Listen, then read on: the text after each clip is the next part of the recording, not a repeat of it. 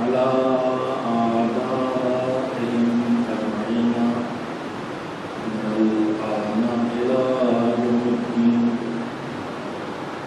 أما بعد قال الله سبحانه وتعالى في كتابه المبين وهو أصدق الصادقين وقوله بسم الله الرحمن الرحيم ووصينا الإنسان بوالديه حسنا وإن جاهداك بما لم لا تعلم ووصينا الإنسان بوالديه حسنا صلوات الله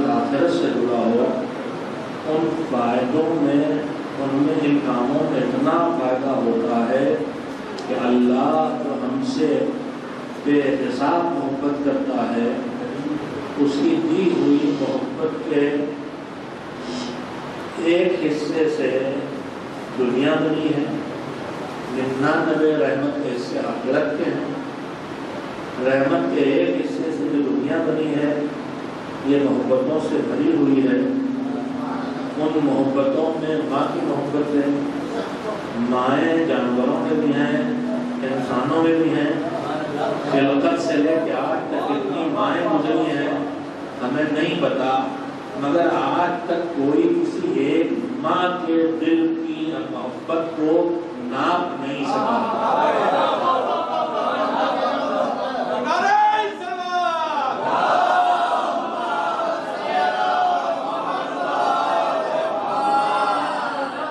پھر دوہراؤں کہ اس کی رحمت کے 100 حصوں میں 99 آخرت کے لیے، صرف ایک دنیا کے لیے۔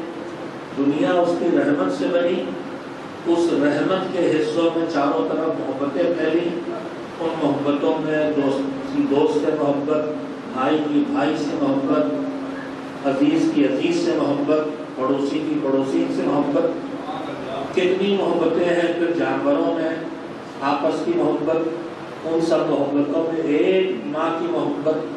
مائیں کتنی ہیں، کتنی آ چکی، کتنی آئیں گی، اس ایک حصے کے کتنے چھوٹے حصے سے ایک ماں بنی ہے، جو ماں آج تک اس کی محبت کی تھا نہیں مل سکی، تو پھر اس کریم کو ہم سے کتنی محبت ہے، ہم کیسے سمجھ سکتے ہیں؟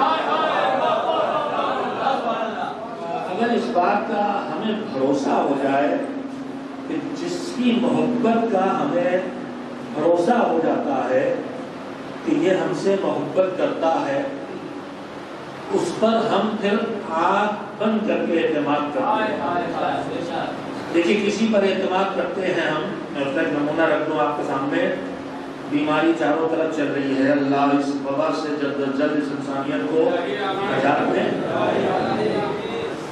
اس طرح کی وبائیں جو آتی ہیں، اس موضوع گفتگو میں نے چاہا ہے کہ انشاءاللہ اس گفتگو میں کہیں نہ کہیں اس تذکرے کو بھی آپ کے سامنے رکھ دوں۔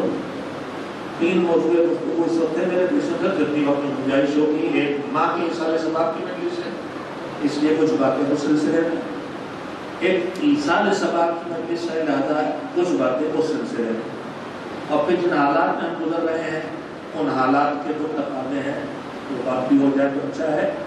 تو میرے عزیزو، ماں کی محبت کی تھا نہیں لی جا سکتی۔ پروردگار عالم ہم سے کتنی محبت کرتا ہے، ہم کیسے اندازہ لگائیں گے؟ اور جس پر ہمیں یہ بھروسہ اور یقین ہو جائے کہ یہ ہم سے محبت کرتا ہے، اس پر ہم بھروسہ کرتے ہیں، اعتماد کرتے ہیں۔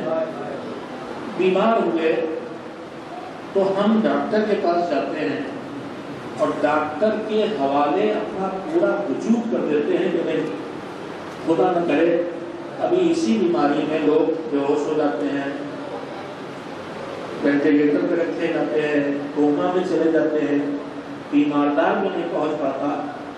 ہم ڈاکٹر کے حوالے کیوں کر دیتے ہیں؟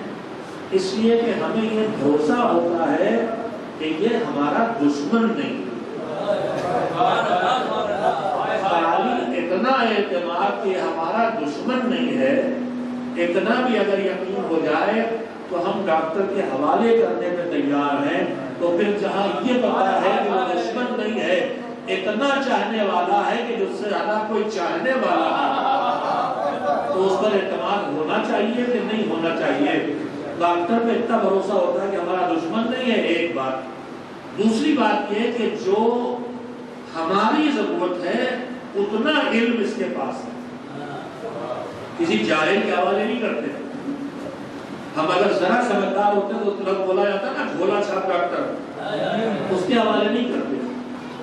تیسری شرط یہ ہوتی ہے کہ ٹھیک ہے ڈاکٹر صاحب پڑھے لکھے بھی ہیں اور ہمارے دشمن بھی نہیں ہے، مگر ان کے پاس وہ ہاسپٹل، وہ اکوپمنٹ اور وہ اوزار نہیں ہے جن سے ہماری بیماری کا علاج ہو سکتا ہے، اس لیے ہمارا علاج نہیں کر سکتے، تو بھی ہم اس کے حوالے نہیں کریں گے۔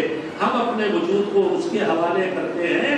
اگر خدا نہ خواستہ ہارٹ پرابلم ہو اور ہماری سرجری ہو تو ہم اپنا پورا جسم اسے دے دیتے ہیں کہ وہ بے ہوش کرے، وہ کاٹے، وہ پیٹے، ہمیں تو کچھ پتا نہیں ہوتا کہ ہمارے ساتھ کیا کرنے والا ہے۔ اتنا اعتماد ڈاکٹر پہ کیوں کرتے ہیں؟ کہ یہ میرا دشمن نہیں ہے، اس کے پاس اتنا علم ہے جتنی میری ضرورت ہے، اور یہ میرے لیے وہ کام کر سکتا ہے، اس کے پاس اتنی طاقت ہے۔ تو اتنی سی طاقت پر، اتنے سے علم پر، اتنی سی محبت میں جب اتنا اعتماد ہے تو جو رحمت ہی رحمت ہے، جو علم ہی علم ہے، جو قدرت ہی قدرت ہے، جو پتھروں سے پانی کے چشمے نکال سکتا ہے، جو دیوار پتھر کی دیوار میں دروازہ بنا سکتا ہے، جو کنکریوں سے لا الہ الا اللہ کہلا سکتا ہے، جو ڈوبتے سورج کو پلٹا سکتا ہے، پھر اس پہ اعتماد نہ ہوگا تو کس پہ اعتماد ہوگا؟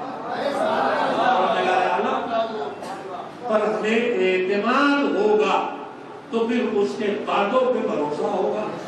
اس نے ہمارے کاموں کو 5 قسموں میں بانٹا ہے، وہ اچھے کام جن میں اتنا بڑا فائدہ ہے کہ اللہ راضی نہیں ہے کہ اس فائدے سے ہم خود کو محروم رکھیں، ان کاموں کو واجب کر دیتا ہے، چاہے وہ فائدہ روح کے لیے ہو، چاہے وہ فائدہ جسم کے لیے ہو، جس کے کرنے میں فائدہ اور چھوڑنے میں بڑا نقصان، اسے کرتا ہے واجب۔ اس فلسفے کو سمجھ لیں آپ، یہ مذہب میں آپ کو واجب، مستحب، حرام، مکروہ اور مباح اور جائز کے لفظ روز سننے کو ملتے ہیں۔ یہ کوئی فرضی چیزیں نہیں ہیں، یہ حقائق ہے جنہیں ہمیں محسوس کرنا چاہیے۔ واجب ان کاموں کو کرتا ہے جس میں بہت بڑا فائدہ ہو اور چھوڑنے میں بڑا نقصان ہو۔ اگر نیکی میں فائدہ تو ہے کرنے میں، لیکن چھوڑنے میں کوئی بہت بڑا نقصان نہیں ہے تو اسے کر دیتا ہے مستحب۔ اس کے مقابلے میں جو گناہ یا جو برائیاں ہم کر سکتے ہیں، ان برائیوں کی بھی 2 قسمیں ہیں۔ کچھ برائیاں وہ ہیں جن کے کرنے میں اتنا بڑا نقصان ہے کہ اللہ یہ راضی نہیں ہے کہ اس نقصان کو ہمارا بندہ یہ نقصان اٹھائے۔ مثلا شراب پینے کا نقصان، مثلا جوا کھیلنے کا نقصان، مثلا غیبتیں کرنے کا نقصان، مثلا جھوٹ بولنے کا نقصان، ان میں اتنے بڑے نقصانات ہیں، چاہے ہمیں لگے کہ فائدہ ہے، اس پہ بھروسہ ہے تو بھی مانتا ہوگا اس کا نقصان، اور اتنا بڑا نقصان کہ اللہ نہیں چاہتا کہ اس نقصان تک ہم پہنچے تو اسے کر دیتا ہے حرام۔ اور اگر کرنے میں کوئی بڑا نقصان نہ ہو لیکن چھوڑنے میں بڑا فائدہ ہو تو اسے کر دیتا ہے مکروہ۔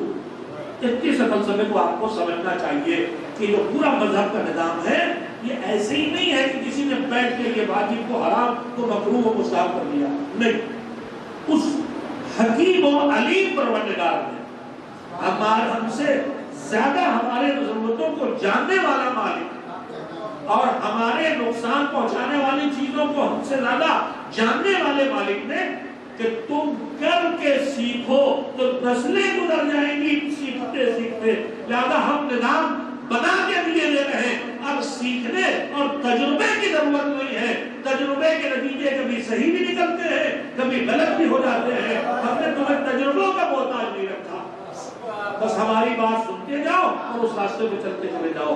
تو ہمارے کاموں کی پارٹ اس میں ذرا سی بات لمبی ہو گئی، پچھلے تو کٹ ہو بھی نہیں سکتا ہے، آگے ہی سمیٹا جا سکتا ہے۔ ایک صلوات بھیجیں محمد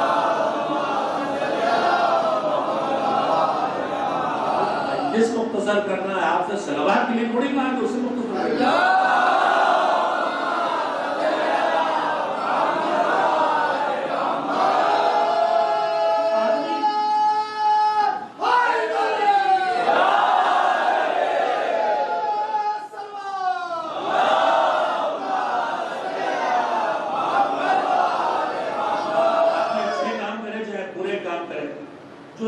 ان اچھے کاموں اور برے کاموں کی فہرست سے بعد نہ واجب، نہ مستحب، نہ حرام، نہ دیکھیں سیکھ بھی لیا کہ نہیں اتنا۔ میں بولوان کے رہتا ہوں، میرے استاد تھے، پڑھاتے پڑھاتے اگر ذرا دیکھتے تھے کہ بڑا بے بچے ہو گیا تو وہیں رک جاتے تھے، کہتے تھے واپس کرو۔ بولتا کیا واپس کریں، تم تو نہیں یہاں سے، کہتے جو تمہیں بتایا ہے یہ واپس کرو۔ تو میں بھی انہیں میں کہوں آپ سے جو کہہ رہا ہوں اس لیے نہیں کہ آپ ادھر سے سنے ہو تو روڑا دیں، کہنا بھی ہے اور آپ کے دماغ میں بٹھانا بھی ہے۔ میرے عزیزوں، میری نیکیاں، میرے ہاتھوں سے ہونے والے، میری ذریعے ہونے والے گناہ، غلطیاں، ان کی 2 قسمیں، واجب اور مستحب، اور برائیوں کی 2 قسمیں، حرام اور مکروہ، اور جو اس فہرست سے باہر ہے وہ کیا ہے؟ جائز اور مباح۔ کبھی کبھی میرے سامنے جوانوں کی بڑی تعداد ہے کہ طویل عرصے کے بعد آیا ہوں کہ جو چہرے پہچانتا تھا اس میں سے بہت تھوڑے بچے ہیں، اور ماشاءاللہ وہ سب بچے رہے ہوں گے، جب میں جوان تھا 2 بچے تھے، اب میں بوڑھا ہوا ہوں تو جوان ہو گئے۔ تو وہ کہتے ہیں بہت دنوں بعد مولوی صاحب آئے، تو میں ایک ہی بات دیتا ہوں، بہت دنوں بعد بلایا۔ خود سے تو آتے نہیں ہیں، کوئی ملک الموت تھوڑی ہم کو بلایا جاتا ہے۔ کبھی ملک الموت ایسے ہیں کہ لاکھ بلاتے رہیے نہیں ٹائم ہے تو آئے گے نہیں، اور لاکھ کہیں نہیں ابھی ضرورت نہیں آپ کو کسی نے، آج کل کچھ زیادہ ہی ٹہل رہے ہیں، ابھی ہوشیار رہنے کی ضرورت ہے۔ تو میرے عزیزوں یہ 5 قسمیں ہمارے کوئی کاموں کی ہیں۔ کبھی کبھی مذہب کے طرف سے جو نظام ہے زندگی بسر کرنے کا، یہ واجب یہ مستحب یعنی یہ کام کرنا ہے تمہیں، اور یہ حرام اور یہ مکروہ یعنی ان کاموں سے بچنا ہے تمہیں۔ تو کبھی کبھی ہمیں لگتا ہے کہ یار مذہب نے تو ہمیں اتنا باندھ دیا ہے کہ آزادی ہم سے چھین لی، ہر قدم پہ مذہب کی ہدایت، ہمیں آزادی دی کتنی ہے، بڑی پابندیاں مذہب میں۔ ہم نے کہا کیوں؟ کہا دیکھیے نا ہر جگہ مذہب کھڑا ہوا، ہم کچھ کھانے چلے اور یہ کھاؤ یہ نہ کھاؤ، ہمارے علاقے میں اتنی زبردست پکوڑیاں ملتی ہیں، سب وہاں چاٹ پڑے اور کھاتے ہیں، ہم کو مذہب روکے ہوئے وہاں بورڈ لگا ہے، یہ پاک یہ نجس ہم کو روک دیا۔ تو مذہب قدر کر یہ کھاؤ یہ نہ کھاؤ، پاک کھاؤ نجس نہ کھاؤ، یہ حرام یہ حلال، یہ پہنو یا نہ پہنو۔ پیسہ ہمارے پاس ہے، جن کے پاس ہے بڑے بڑے کڑے، بڑی بڑی انگوٹھیاں پیسیں اور بڑے بڑے گلے میں ہاتھ ڈالے سونے کے پہن لیں، ہم چھوٹی سے انگوٹھی بھی نہیں پہن سکتے، کیسے پتا چلے لوگوں کو پیسے والے؟ ٹائی کم سے کم ریشم کی خریدی لیتے وہ بھی حرام، یہ پہنو یہ نہ پہنو۔ اچھا ہمارے سننے کا دل چاہا، یہ نہیں سن سکتے، یہ حرام یہ گانا، یہ سنو یہ نہ سنو۔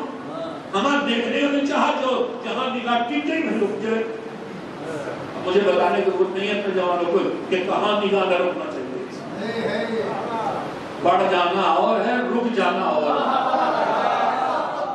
پڑھ جانا بے اختیاری ہے، پڑھ کے رک جانا اختیار کی چیز ہے۔ پڑھ جانے سے گنہگار نہیں ہوتا، نگاہ کے روک لینے سے گنہگار ہوتا۔ یہ دیکھو یہ نہ دیکھو، بنا محرم کو نہیں دے سکتے، یہ کھاؤ یہ نہ کھاؤ، یہ پہنو یہ نہ پہنو، یہ سنو یہ نہ سنو، یہ دیکھو یا نہ دیکھو، یہ بولو یا نہ بولو، ہماری زبان ہے، ہم جو چاہے بولے، کہنے غیبت نہیں اور جھوٹ نہیں اور نکتہ چینی نہیں اور توہین مومن نہیں اور الزام تراشی نہیں، کا سب سے تو روک دیا، بولے کیا؟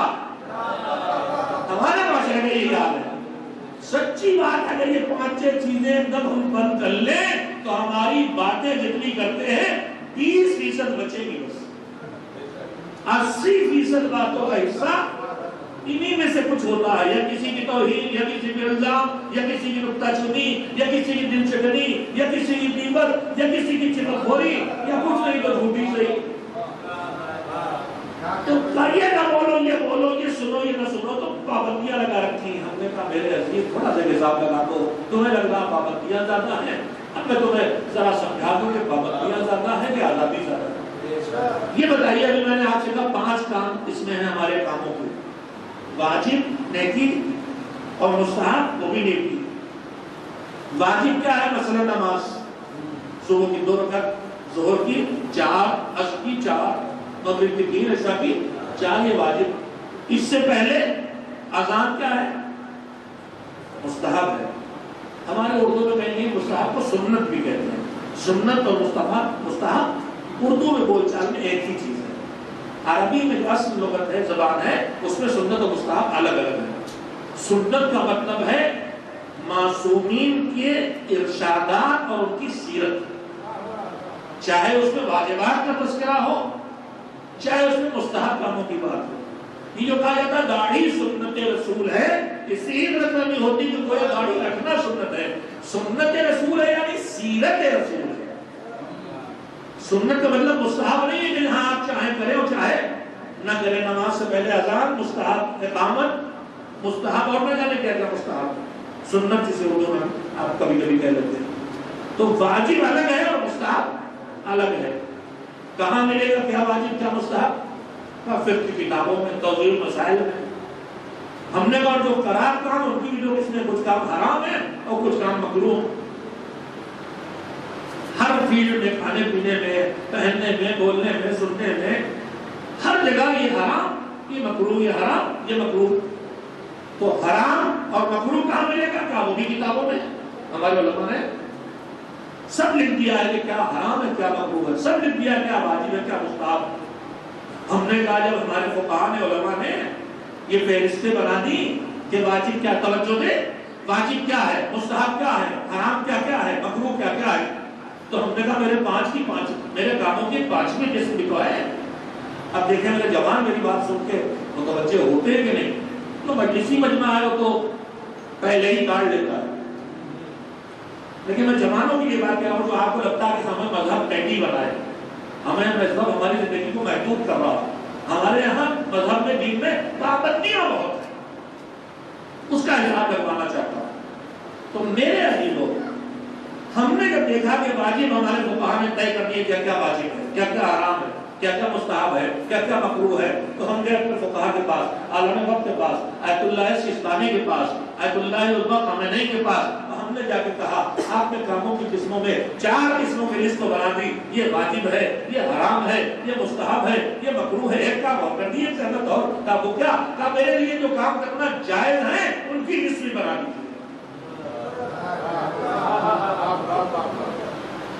جائز کاموں کی لسٹ بھی ہمیں بنا کے دے دی ہے تاکہ ہمارا کنفیوژن ختم ہو جائے کہ ہم کچھ کرنے چلے تو سمجھ میں آ جائے کہ بھائی یہ جائز ہے۔ آپ نے واجب مستحب حرام مکروہ لکھ دیا، جائز کاموں کی لسٹ بھی بنا دیجئے، تو جواب یہ ملے گا کہ ہم واجب کی لسٹ دے سکتے ہیں، ہم مستحب کی لسٹ دے سکتے ہیں، ہم حرام کی فہرست بنا دیں گے، ہم مکروہ کی فہرست بنا دیں گے، لیکن انسانی کاموں میں جائز کاموں کی فہرست ہم نہیں بنا سکتے۔ ہم نے کہا کیوں؟ اس لیے کہ ان کی گنتی معین نہیں ہے، جائز کاموں کی گنتی معین نہیں ہے، تو حرام گنے جا سکتے ہیں، واجب گنے جا سکتے ہیں، مستحب گنے جا سکتے ہیں، مکروہ گنے جا سکتے ہیں، لیکن جائز اور مباح کام گنے نہیں جا سکتے۔ تو پابندیاں گننے لائق ہیں، آزادی گننے کے لائق نہیں ہے۔ ایک سلوات میں جو کہ میں نے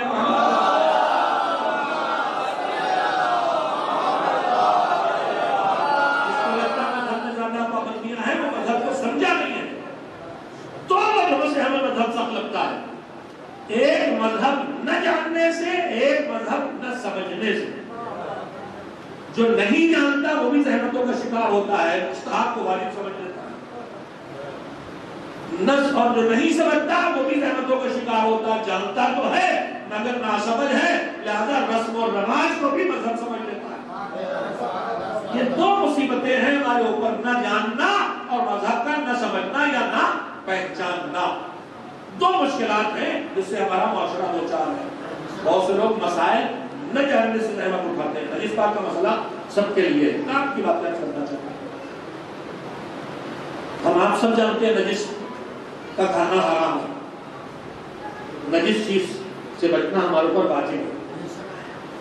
اب جو نجس کا کھانا حرام ہے ان میں جن نجاسات سے ہم دن رات دوچار ہوتے ہیں وہ ساری نجاستیں نہیں ہیں۔ جو نجاستیں ہیں جس میں 11 چیزوں کو شمار کیا گیا، جس میں شراب ہے، جس میں پیشاب پاخانہ ہے، جس میں جانوروں میں کتا سور ہے، نجاستیں ہیں۔ اگر ان نجاستوں سے ہر وقت ہمارا سابقہ نہیں ہے، دن رات کا جو ہمارا سابقہ وہ خالی ایک نجاست سے ہے، کفر بھی نجاست ہے۔ ہم دن رات جو سوسائٹی میں زندگی بسر کر رہے ہیں وہاں ہمارا سابقہ کہاں سے پڑتا ہے؟ اس سے کوئی چیز ہم خریدنے جائیں، کہیں لکھا ہوا ہلدی رام کی مثلا دال موٹ، رت گھی، مثال کے طور پر، باقی آپ خود سوچیں، بہت تشریح بہت سی چیزوں کی نہیں کی جا سکتی۔ چائے کی دکان ہے، اب اگر ہم تھوڑا سے مسئلے سے واقف ہیں تو ڈھونڈتے پھرتے ہیں کہ اس میں کہیں رفیق صاحب کی دکان مل جائے، کہیں اسلم صاحب کی دکان مل جائے، ڈھونڈتے پھرتے ہیں۔ میرے عزیزوں، مسئلہ ہے جو آج کرنا چاہتا ہوں، یہ مسئلے کی کو ٹھیک طرح سے نہ جاننے کی وجہ سے ہم جو مذہب کے پابندی کرنا چاہتا ہے وہ زندگی کو دشوار بنا لیتا ہے۔ اتنا دشوار کہ بھی بہت سے لوگ اسی وجہ مذہب کی پابندی سے کرارے ہو جاتے ہیں۔ میں آپ کے ہاتھ میں مسئلہ رکھ رہا ہوں، اب تو خیر حالات اتنے عجیب و غریب ہو گئے ہیں۔ مثال دینے جا رہا تھا کہ رات میں شب بیداری کہیں اور آپ اپنی انجمن لے کے بس سے جا رہے ہیں، تو راستے میں ہوٹل پہ رکے، ماشاءاللہ سے بے باک طور پر اکثر ماتنی تو چلے گئے ہوٹل کے اندر اور جو نہیں چاہا کھایا پیا ڈالے ذاتی پہ بالکل ذاتی، ابھی زیادہ پرانا بھی نہیں، ایک شہر مجلس پڑھ کے 2-3 جوانوں کے ساتھ واپس آ رہا تھا، 1-2 بزرگ بھی تھے، 1-2 جوان بھی، اور اتفاق سے نجاست طہارت کا مسئلہ بتایا تھا میں نے، اور اس کے بعد ایک جگہ چائے پینے کے حضرات رکے، تو میں نے اس سے پہلے کہ میں بتاؤں کہ بھائی یہ جگہ مناسب ہے، ایک بالکل ایسی جگہ جہاں صریحاً نجاست دکھائی دے رہی تھی، وہاں جا کے کھڑے ہو گئے چائے بنوا کے میرے لیے مل گیا، اب بے خبری کا تو یہ حال ہو گیا، تو جوانوں میں تو ماشاءاللہ دیکھا ہی کرتے ہیں کہ کیا حال ہے، جب تمہیں چلتی ہوں کا کیا حال ہے، نماز کا سونا، سب کو نہیں کہہ رہا ہوں لیکن بہرحال تو سب دکھائی دیتا ہے، ساری رات ماتم کرنے کے بعد نماز سے سو رہے ہیں، جو ہمارے شہر لکھنؤ میں بیٹھے ہوتے ہیں ان میں بھی یہی دیکھنے کو ملتا ہے ہم کو، اللہ کے حالات بدلے ہوئے،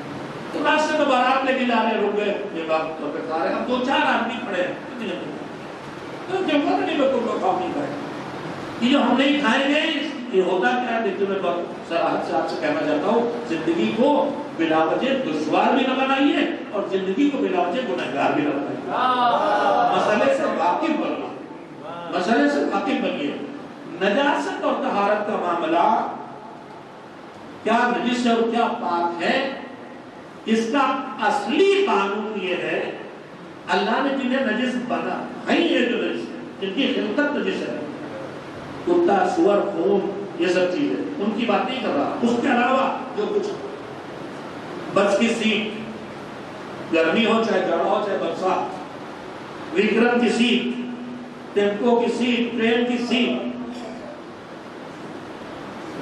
ہینڈل، دستے، دروازے، آتے جاتے باتھ روم کے دروازے، ساری چیزیں، ان میں سے جو تھوڑا سے نجاست طہارت کا قائل ہے، سب کو نجس مان بیٹھتا ہے اور سب ترین زندگی بسر کرتا ہے، اور پھر اس میں گنہگار ہوتا ہے، اگر گھر بیٹھا مثلا لگ رہا ہے کہ نجس سے جہاں کھا رہے مگر شدید بھوک تھی کھا ڈالا تو سمجھتے گناہ کیا، گنہگار بھی سمجھتا ہے اور دشوار بنا لیتا ہے، فاقوں سے گزارے گا، بس میں بیٹھے وہ سیٹ بھیگی تو اس میں بیٹھے تھے، نماز بھی قضا کیوں کا کپڑے نجس ہو گئے، اگرچہ کپڑے نجس ہو جائیں تو پاک کر کے پڑھنا واجب ہے، لیکن پاک نہ کر پائیں تب بھی نماز قضا نہیں کر سکتے، اسی نجس لباس سے پڑھنا، یہ غلط فہمی ہے کہ بعد میں پاک کر کے پڑھ لیں، قضا تو کرنی نہیں ہے، قضا کرنے کی راہیں 2 ہی ہیں، یا تو پاگل ہو جائے یا مر جائے، مردوں کے لیے،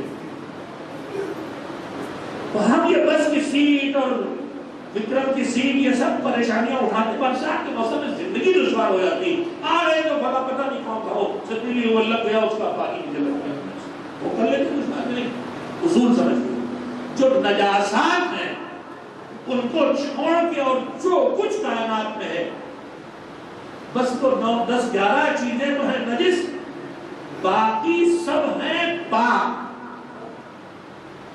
جب تک کہ آپ کو ان کی نجس ہونے کا یقین نہ ہو جائے، بس کی سیٹ پہ بھیگی ہے یہ نجس ہے کہ پاک، آپ کو یقین ہے کہ نجس ہے، شک ہی تو ہے، ہو سکتا ہے کوئی بیٹھا اس سے پہلے سے وہ یہ جو سیٹ پہ بیٹھتے ہیں ارے یہ گیلی ہے کیا معلوم کیا نجس کر دیا کوئی، تو آپ کیا کہہ رہے ہیں، آپ کو اطمینان ہے کہ نجس ہے، باتھ روم کے ہینڈل نجس ہے، یہ سیٹ نجس ہے، آپ کو اگر یقین ہے اطمینان ہے تو نجس ہے، مگر میں آپ کو اس کی پہچان بتا دوں، یقین یا اطمینان اس چیز کو کہتے ہیں جس چیز کو آپ قسم کھا کے کہہ سکتے، اگر آپ سیٹ پہ بیٹھنے جا رہے ہیں پانی پڑا ہے آپ کو لگا نجس ہے تو آپ دیکھیے میں کہہ سکتا ہوں کیا کہ واللہ یہ نجس ہے، اگر آپ واللہ یہ نجس ہے کہہ سکتے ہیں تب تو نجس ہے، اور اگر یہ نہیں کہہ سکتے تو وہ پاک ہے، دین مذہب مشکل نہیں بناتا زندگی کو، ہماری بے خبری مشکل بناتی ہے، اصل قانون ہے پاک ہونا، نجس ہونے کا یقین ہونا چاہیے، ہم نے نجاست طہارت کے معاملے میں اس کو الٹ دیا، کہ اصل ہم نے سمجھ لیا ہر چیز نجس، ہر چائے نجس، ہر ہوٹل نجس، ہر کھانا نجس، سوائے اس کے کہ ہمیں اس کے پاک ہونے کا یقین ہو جائے. آپ کہیں کہ ایسے ریسٹورنٹ سے گزر رہے ہیں، ایسے ڈھابے سے جہاں کوئی علامت نہیں ہے کفر، آپ کو پتہ ہی نہیں، آپ کفر کھا کہہ سکتے ہیں نجس ہے چائے؟ نہیں کہہ سکتے. ٹرین میں چائے بیچ رہا ہے، وہ لے کے آیا آپ کے برتن میں لے کے آیا، کپ میں نکال کے دی، آپ کہہ سکتے ہیں نجس ہے؟ جس نے بنائی آپ کو پتا ہے، جس نے بنائی سے اس ٹوٹی ڈالی تھی آپ کو پتا ہے. یہ جو آپ کو دے رہا ہے چاہے یہ نجس بھی ہو، سمجھے مذہب کو، چاہے یہ خود نجس بھی ہے، لیکن اگر وہ انگلیاں چائے میں نہیں ڈالنا، کپ کو باہر سے پکڑے سوکھے ہاتھ سے، تو کب بھی نجس نہیں ہوا، چائے بھی نجس نہیں ہوا. دین کو نہ سمجھنے سے ہم دین کو دشوار بنا دیتے ہیں بہت سے ہو کر. میرے عزیزوں، اس لیے دین کا جاننا ضروری ہے، اور کہیں کہیں دین کو جانتے بھی ہیں تو دین کو ٹھیک سے سمجھے نہیں ہیں. میں اس کی مثالیں دے رہا ہوں. ہمارے معاشرے میں نہ جانے کتنی چیزیں ہیں جن کو ہم آپ دین سمجھ کے انجام دے رہے ہیں، جبکہ وہ احکام دین نہیں ہے، وہ ہماری سوسائٹی کی ایجاد کی ہوئی رسمیں ہیں. خود اسی موت و حیات کے سلسلے میں نے اس کے لیے بات شروع کی تھی، وہ یہاں لے آیا اس کو کہ جو ایصال ثواب کرنے کے لیے ہم آئے کرنے سے چہلو سرگم برسی، اس کے بعد اور کیا کیا ہے، فاتحہ، نظر، قرآن کی تلاوت، سوروں کی تلاوت، صدقہ، ہم یہی سب کرتے ہیں. اور ان میں سے ان کے کرنے میں جیسے سکھایا گیا ویسے کرنے پہ پوری طاقت لگا دیتے ہیں.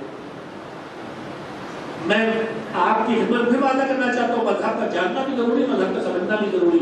یہ جو رسم و رواج ہیں یہ کہاں کہاں ہمیں دشمن دین کو دشوار بنا دیتے ہیں ہمارے لیے. دیکھیے مذہب میں توجہ دے، صلوات بھیجیے محمد والا.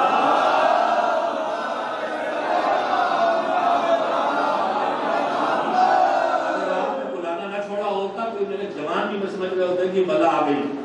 ابھی تو نہ جانے کیا کیا امیدیں لے کے بیٹھے ہوں، مولانا صوفی حیدر آ رہے ہیں اور سب جو ہے پانی گر گیا امیدوں میں. تو سمجھ رہے تھے آئیں گے تو پڑھیں لکھ کر نعرے زیادہ لگوائیں گے.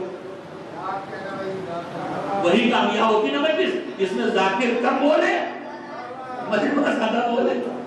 وہی جشن کامیاب ہوتا جس میں شاید شعر تو تین ہی پڑھے آدھے گھنٹے نعرے لگوائے. بڑے چالاک نہیں ہیں جو آپ سے طے کر کے پیسے لیتے ہیں، 1 گھنٹہ پڑھنے کے اور 20 منٹ پڑھتے ہیں، 40 منٹ بلواتے ہیں، آپ سے خود نہیں بولتے ہیں. ایک حادثہ خود بھی دیتے ہیں.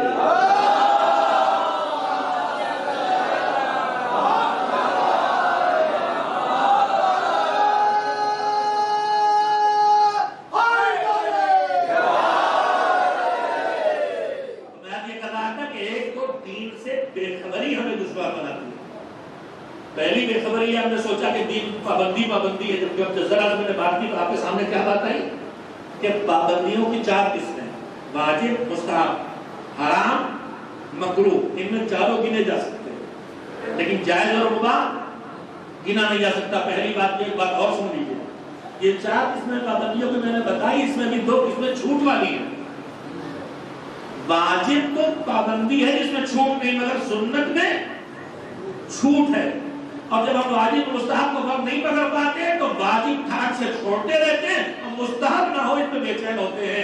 نہ خمس نکالے گا نہ زکات، مگر بقرعید کے دن جو قربانی نہیں کر پایا تو سال بھر پریشان. واجب ٹھاٹ سے چھوڑ دیا، نہ خمس دیا ہے نہ زکات دی ہے، مگر قربانی نہیں کی تو ڈر لگ رہا ہے ارے کوئی بلا نہ آ جائے. بلا آئے گی تو واجب چھوڑنے پہ آئے گی، بلا کبھی کسی مستحب پہ چھوڑنے پہ نہیں آئے گی.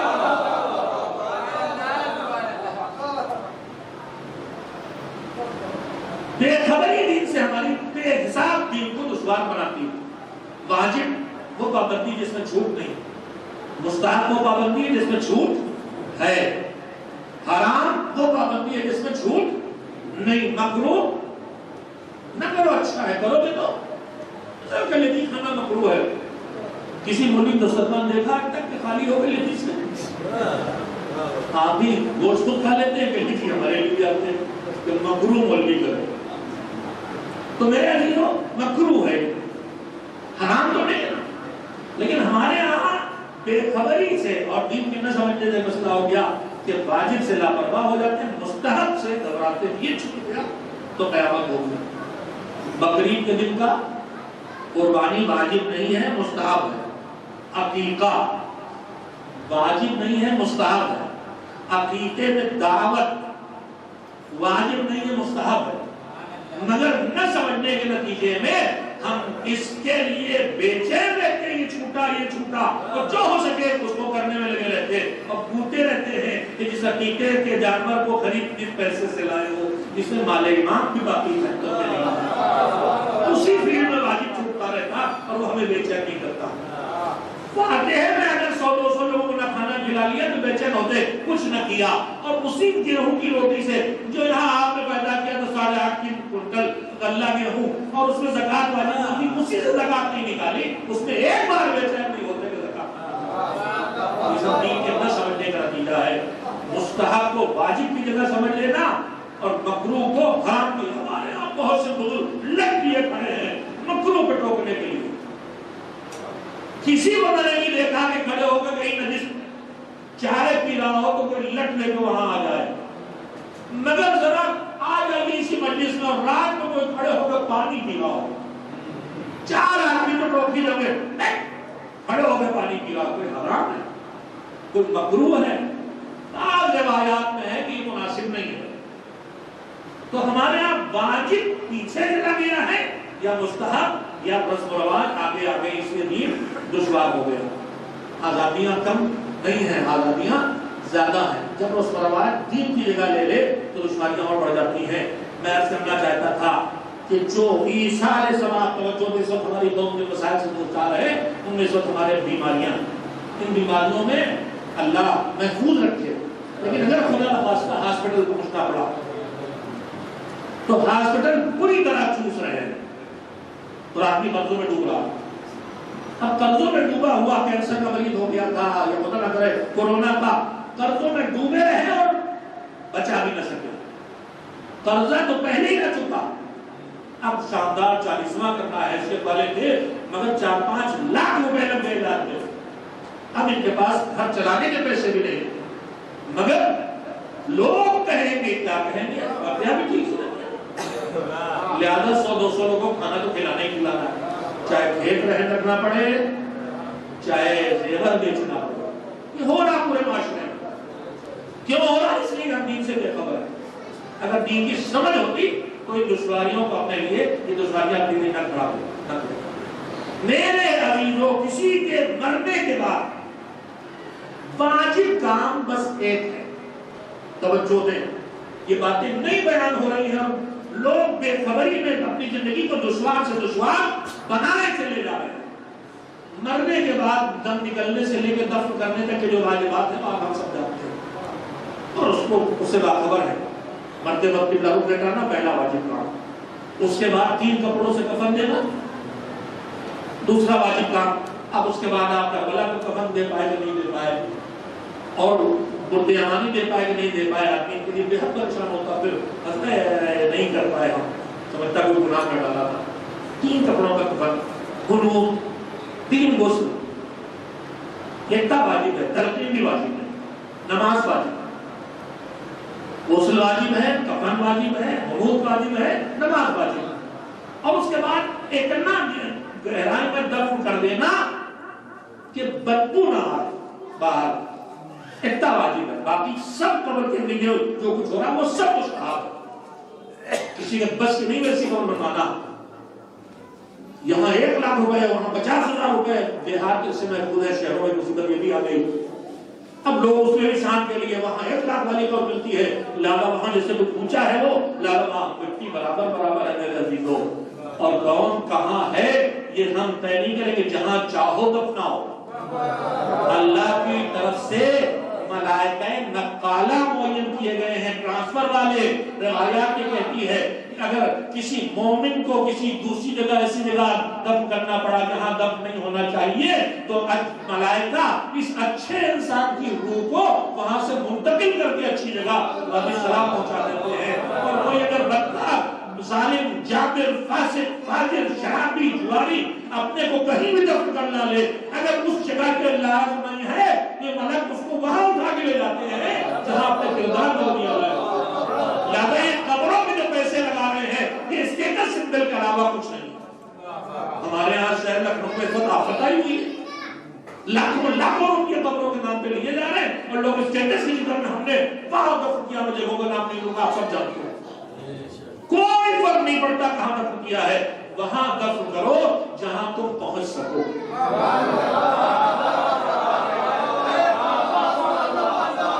ایک اور بات کہنا چاہتا ہوں، ہماری قبرستان میں گاؤں میں لے جا کر دفن کریں گے، یہ سب رسمیں عادت بن گئی۔ اگر تم اپنے وطن میں نہیں رہ پائے، وطن سے دور بمبئی آباد ہو گئے، دلی آباد ہو گئے، سال میں ایک بار زیادہ وطن نہیں آؤ گے تو بات کو یہاں لا کے نہ کرو، وہاں دفن کرو جہاں رہتے ہو تاکہ ہر شریفہ کو تمہارا انتظار کریں گے، ہر لمحے میں چاہے کہ کچھ ان کے لیے کرتے رہو، نزدیک ہوگی تو آسانی سے پہنچو گے۔ یہ سب مذہب سے ناوقف کے نتیجہ ہے۔ آبائی وطن میں دفن کرو، نہیں جہاں دفن ہو سکے وہاں دفن کرو۔ ویلو اس سے نکالو کہ بڑا وہاں کون سا ہے اور ان کے علاوہ وہاں کون بزرگ شخصیت کا دفن ہے، اس سے بھی کچھ نہیں ہوتا۔ میں نے ابھی کہا ہے اس جگہ کے لائق نہیں تو اٹھا لے جائے گے، اور جہاں تک تمہارے لائق نہیں تھی تو وہاں سے اٹھا لے جائے گے، وہاں پہنچا دیں۔ تم کربلا لائق تھے تو کربلا میں دفنا لیے جاؤ گے، چاہے جہاں دفن کیے گئے ہو۔ تو وادی سلام کے لائق تھے تو وادی سلام پہنچا لیے جاؤ گے، چاہا اور خدا نہ کرے وادی برہوت کے لائق تھے تو چاہے جہاں دفن کروا لو وہیں پہنچا لیے جاؤ گے جہاں کے لائق۔ وہ انصاف عدالت والے کے ہاتھوں میں ہے۔ تو مذہب سے ناواقفیت میں عرض کر رہا تھا جو مسلمین کو دشوار بنائے ہوئے ہے، اسی میں چیز یہ جو موت سے لے کے فاتحہ مثال ثواب تک قبر میں دفن کرنے تک کے واجبات میں نے آپ کو گنا دیے، اس کے علاوہ سب مستحب، اور اس میں سے کچھ مستحب بھی نہیں ہے رسمیں۔ اب میں ان رسموں کو اس وقت نہیں گنا سکتا، اس سے پھر وقت بھی بہت لگ جائے گا، اور رسموں کو میں گنا نہیں سکتا اس لیے کہ پوری زندگی کا آدھا حصہ اگر مذہب کے پڑھنے میں مدرسوں میں گزارا ہے تو میں نے وہ رسمیں کہیں پڑھی نہیں بنا مذہب، تو میں کیسے بتا دوں؟ جو رسمیں کرا رہے وہی جانتے ہیں، ہمارے یہاں ایسا ہوتا ہے۔ ارے بھیا مہر نام ہے اس چیز کا جو تم دے سکو۔ تمہارے باپ نواب صاحب کے دادا 1.25 لاکھ روپے مہر دے دیا تھا، اب تمہاری حیثیت 1.25 لاکھ کی نہیں ہے تو ہمارے یہاں رکھا جاتا نہیں، جو کر سکتے ہو اپنے لیے طے کرو۔ مذہب کے نہ سمجھنے کا نتیجہ ہمارے یہاں ایسا ہوتا ہے، جیسے ہی کہا جائے ہوشیار ہو جائیے، یہ ان کے یہاں کی بات ہے، خدا کے یہاں کی بات ہے۔ ہم تو ایسے کرتے ہیں، یہ سمجھ جائیے کہ ان کی عادت و سیرت ہے، معصومین کی سیرت نہیں ہے۔ تو میرے عزیزو، موت کے بعد ایک کام بس واجب ہے، اور وہ کام کیا ہے؟ جانے والے کے واجبات کو دیکھ کے انہیں ادا کیا جائے۔ ان واجبات کی 2 قسمیں ہیں، ایک ہے وہ کام جو ہمارے پاس واجب ہے اور اپنے جسم سے انجام دیتے ہیں، مثلا نماز، مثلا روزہ۔ ایک کام وہ کام ہے کہ جو ہمارے اوپر واجب ہے مگر مال سے وہ کام ہوتا ہے، مثلا زکات نکالنا، خمس دینا۔ ایک کام وہ کام بھی ہے کہ جس میں ہمارا جسم بھی لگتا ہے اور مال بھی لگتا ہے، مثلا حج، پیسہ بھی لگے گا اور ہمیں اپنے بدن کو بھی استعمال کرنا پڑے گا حج کرنے میں۔ یہ تینوں قسمیں جو ہے سمٹ کے 2 قسمیں بنتی، واجبات مالی اور واجبات بدنی۔ وہ واجب جو بدن سے جڑے ہیں، باڈی سے، اور وہ واجب جو ہمارے مال سے جڑے ہیں۔ حکم یہ ہے کہ سب سے پہلے واجبات مالی ادا کرو۔ واجبات مالی کا مطلب کیا ہے؟ واجبات مالی کا مطلب یہ ہے کہ زکات نکالنا چاہیے تھے، اچھے بڑے کسان تھے، کبھی نہیں نکالی گئی زکات۔ روزی کماتے تھے، کچھ تو کچھ بچتا تھا، 185 صحیح بچ جاتا تھا، خمس نہیں نکالتے تھے تو خمس واجب۔ کسی سے قرضہ لیا تھا، وہ قرضہ چکانا واجب۔ تو زکات، خمس اور قرضہ کسی کا بھی ہو، یہ پہلے واجب رکھنا واجب ہے۔ کہ حکم یہ ہے کہ اگر یہ واجبات جو میت کے مرحوم کے مال میں تھے اور نہیں دیے تھے، ان کو ادا کیے بغیر ان کی چھوڑی میراث میں، چاہے ان کا گھر ہو، چاہے ان کے پیسے ہو، چاہے ان کا کھیت اور غلہ ہو، اس کو ہاتھ نہیں لگا سکتے۔ سنیں مسئلہ، میرے والد کا انتقال ہو گیا، مجھے ان کے گھر میں ہوں میں، ایسالے سے بات کرنا، مجلس کرنا ہے، نہیں نکلا تو خمس خدا نہ کرے، تو مجلس نہیں کر سکتا، کہا یا تو نکالو واجب یا پکا ارادہ کرو کہ واجبات کو ادا کر دیں گے، تب ان کی میراث میں ہاتھ لگا سکتے ہیں۔ یعنی ہم یہ مجلس ہے، یہ ماتم، یہ فاتح ہے، یہ جو کچھ بھی کر رہے ہیں، یہ سب تک درست ہوگا جب مرحوم کے واجب مالی کو یا ادا کر دیا جائے یا ادا کرنے کا پکا ارادہ کر دیا جائے۔ واجب بدن کی کیا ہے؟ نماز چھوٹی کی ان کی، روزے چھوٹے تو ان کے ہوگی رکھوانا، یہ ہے واجب۔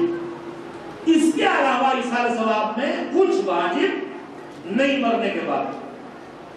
اب پھر کیا ہے؟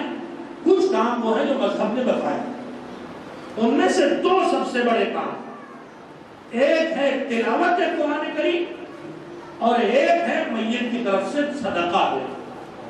صدقہ مطلب 2 4 5 10 روپے نہیں، حیثیت کے مطابق خرچ کرنا، یہ مذہب نے سکھایا، اور بھی کچھ کام نہیں کر سکتے ہیں۔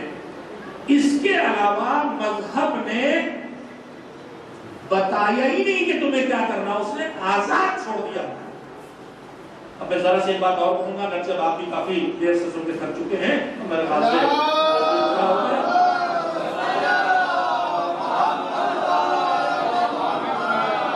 1 گھنٹہ پورا ہونے میں 13 منٹ باقی ہے ابھی مجلس میں، اور آپ کی صلوات ایسی ہوگی جیسے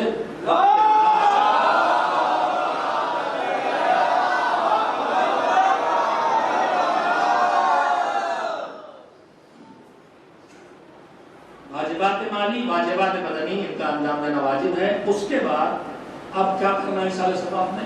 سنیے، ہمارے انتقال کے بعد وقت دفن سے لے کے برسی تک جو کچھ ہوتا ہے، جس ڈیزائن سے، جس شکل میں، جس پابندی کے ساتھ، آج سبم، آج پانچم گندم، آج 10واں، آج 40واں، آج یہ فاتحہ، آج وہ عرفہ، میں جسم پڑھتا رہتا ہوں، مجھے کہیں ڈھونڈے ہی نہیں ملا کہ 13 شعبان کو 14 شعبان کا ہوتا ہے 13 یہ 13 شعبان کو عرفہ ہوتا ہے، کیا ہوتا ہے؟ کہا یہ ہوتا یہ ہے کہ دن فاتحہ وغیرہ کروایا جاتا ہے۔ ہم نے کہا کیوں؟ کہا سوچ یہ ہے کہ اب گویا فرشتوں نے میت کو اس کا ٹھکانہ دیا، الاٹمنٹ دے۔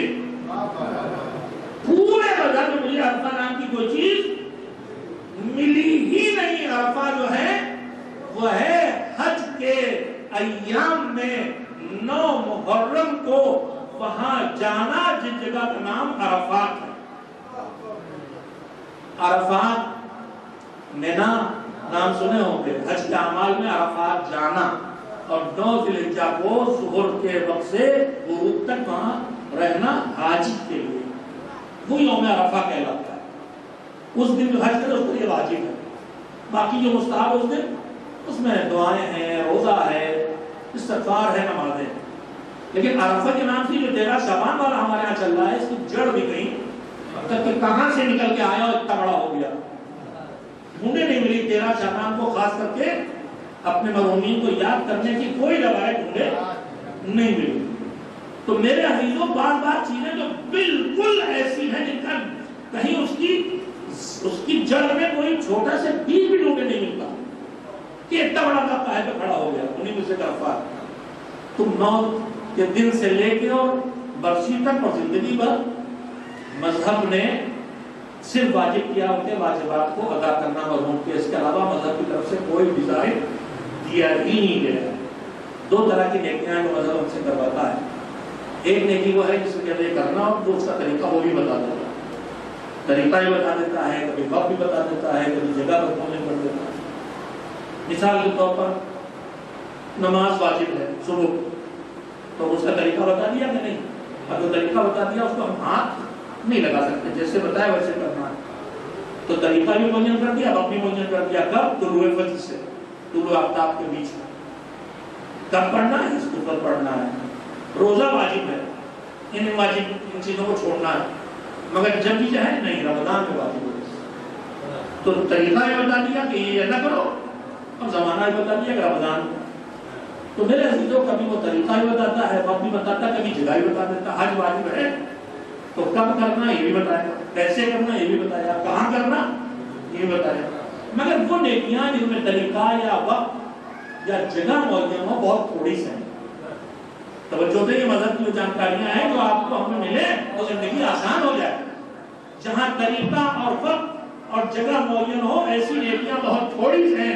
زیادہ تر نیکیوں نے مذہب نے ہم کو اختیار دیا ہے کہ ان نیکیوں کو جب چاہو کرو، جہاں چاہو کرو، جیسے چاہو کرو۔ ماں باپ کی خدمت واجب، ان کو راضی رکھنا واجب، ان کو خوش رکھنا واجب۔ کوئی طریقہ معین کیا کہ پیر دبا کے خوش کرو، کہ سر میں تیل لگا کے خوش کرو، کہ چائے پلا کے خوش کرو، کہ مجلس میں لے جا کے خوش کرو؟ کوئی طریقہ معین کیا، کوئی وقت کیا کہ صبح کا وقت کرو، شام کو کرو؟ کوئی جگہ بتائی کہ اس جگہ گاؤں میں خوش کرنا، شہر جاؤ تو بھول جانا؟ نہیں، سب ہمارے اوپر چھوڑ دیا۔ نیکیوں کی بہت بڑی قسم ہے جہاں طریقہ معین نہیں ہوتا، وقت معین نہیں ہوتا، جگہ معین نہیں ہوتی۔ ایصال ثواب یعنی مرحوم تک کسی بھی کام کی اجر کو پہنچانا، اللہ نے نہ اس کے لیے کوئی طریقہ معین کیا ہے، نہ جگہ معین کی ہے، نہ وقت معین کیا ہے۔ جب چاہو، جو چاہو، جہاں چاہو وہاں سے وہ نیکی کرو، مالک وہاں تک پہنچا دے۔ اب جب نہ طریقہ معین ہے نہ وقت معین ہے تو پھر یہ صرف اور یہ 40 میں یہ برسی کیا ہے؟ یہ شریعت نے معین نہیں کیا، یہ ہمارے بزرگوں نے اپنے لیے کچھ کاموں کو ڈیزائن کر کے لازم کر لیا کہ اگر یہ بھی نہ کرے تو شاید کچھ نہ ہو سکتا ہے۔ اس کے علاوہ میری سمجھ میں کوئی وجہ نہیں آتی، ورنہ کوئی روایت خاص کرتی نہیں کہتی۔ اب تک جو روایت بھی ہے کہ جو دفن کے 30ویں دن کسی خاص کو پہراؤ کرنا یا دفن کے 40ویں دن خاص کر کے پہراؤ ہو کہ آج یہ ضروری۔ اچھا دیکھیے کہاں کہاں مذہب کو تباہ کیا رسم و رواج نے۔ 40ویں کی بھی شریعتیں الگ کھڑی ہیں، 40 دنوں سے پہلے 40واں ہوگا۔ ارے بھائی اگر 40واں ہے تو ٹھیک 40ویں دن ہونا چاہیے۔ یہ کہاں سے لے آئے کہ پہلے ہونا ضروری، بعد میں نہیں ہو سکتا؟ مذہب نے تو اس کا وقت معین ہی نہیں کیا، جب چاہو تب۔ اگر 21 دن ہوئے تو آج 21واں کر لو، 25 دن ہوئے 25واں کر لو، مذہب نے کوئی دن معین کیا ہی نہیں۔ لیکن اگر 40واں ہی ہے تو 40 دن سے پہلے ضرور ہو جائے گا۔ شریعت اسلام نہیں ہے، شریعت خواتین ہے۔ 40 دن کے بعد نہیں سب سکتا۔ اچھا صاحب اس کے بعد 3 چاند نہ لگے، سوائے اس کے میں تب نہ کہوں کہ شیطانی وسوسے ہیں جو ہمیں پھنسا کے ثواب سے روک دینا چاہتے۔ ابھی اسی میں ہم نے دیکھا شعبان سے پہلے جو انتقال ہوئے 5 دن 7 دن پہلے انتقال ہوا 40واں، ہم نے کہا بھائی کیوں 40واں بھی کہاں 10 دن تم نہیں ہوئے؟ ارے کہنا وہ عرفہ کرنا، ایک تو عرفہ ہی کچھ نہیں، تو پھر اللہ بھی آپ لوگ کہہ رہے ہو کہ 40واں کر لیا اور عرفہ نہیں کرتے۔ اگر عرفہ نہیں کریں سال بھر لگتی رہے گی وہ۔ میاں الاٹمنٹ آپ کے ہاتھوں میں نہیں ہے، جیسے ہی تو ہوئے الاٹمنٹ ہو جائے۔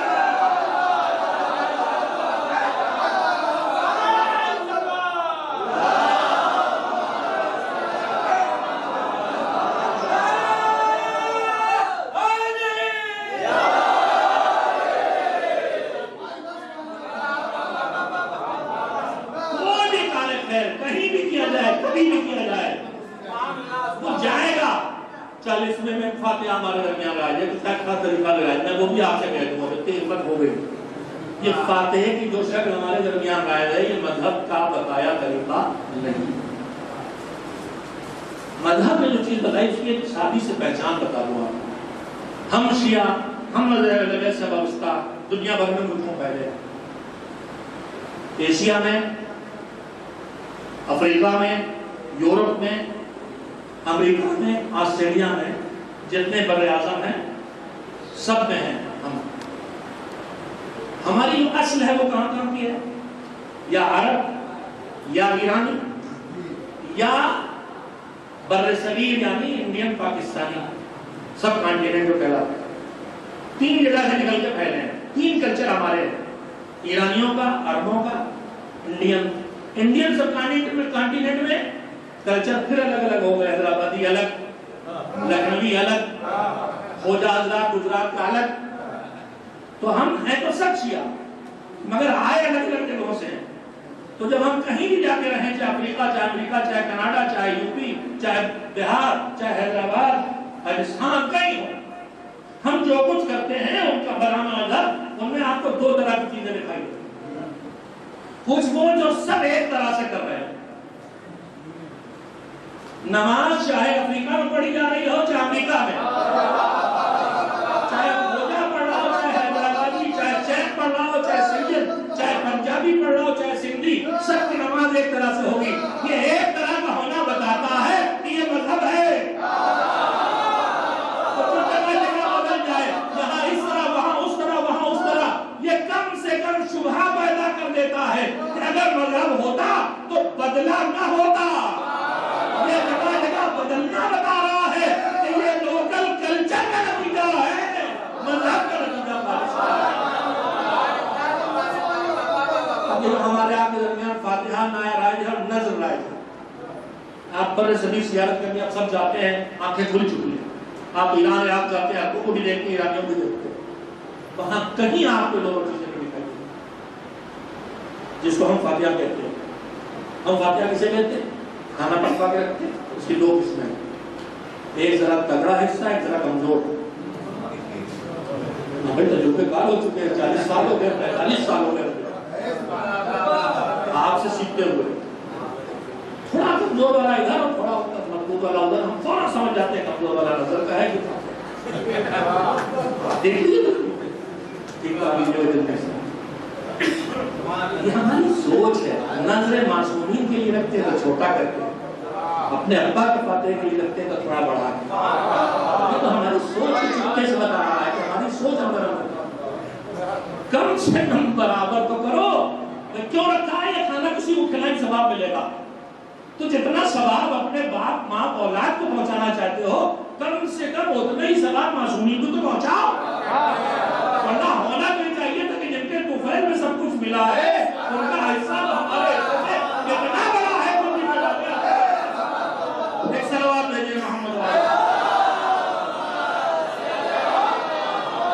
پوری صراحت کے ساتھ، پوری ذمہ داری کے ساتھ منبر سے آپ کی خدمت میں عرض کر رہا ہوں، پوری جرأت کے ساتھ لوگ آئیں مجھ سے لڑنے۔